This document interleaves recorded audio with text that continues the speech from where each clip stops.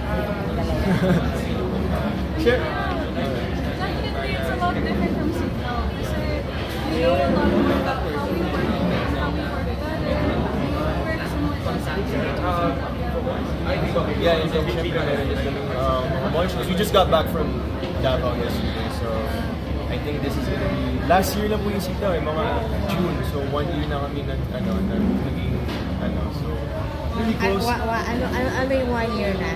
1 year po kami nag-official love team na sa Sitaw. Kalaki ng official. Official na kayo na talaga.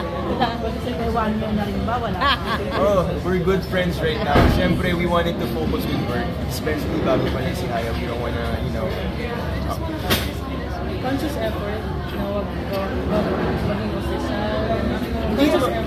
We talked about it po kasi in the beginning of course, she has her dreams, I have my dreams, and alam naman po natin kung hindi mag-workout in real life relationship, parang baka ma-affect po yung work. We want it to be really professional, especially she's only 21 and super young. I'm already turning 30, so we just wanted to give our best sa work muna, no distractions. Pero ang dami kinikilig din sa eksena niya, trailer pa lang yun, di ba? Yung mga fans niyo, parang gusto nila mag-level up, hindi ba kayo napapressure doon?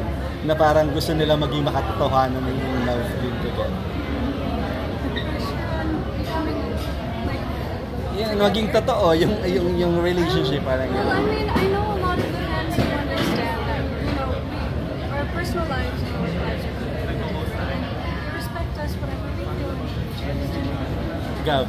Yeah, but our fans are very, very, really close with them. We get to see them all the time and they always support us. And whatever we do in life, they want us just to be our own selves. So, that's what I love about Higab Official and the Titas of Higab and like that.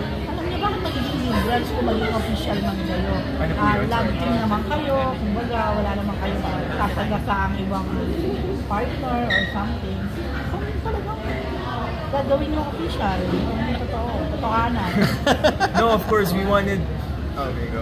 I mean, we're still learning a lot about each other. And we don't want to risk anything then, of course. Like, we just want to focus on how can we work as a team. Because, this is only our, second, third project together. We just want to focus on working better as a team. Pero did you find... But are you somehow attracted with each other? Of course. Kasi syempre, we work together and we get to always be together. And we're attracted to each other. Siguro yung question ko lang, siguro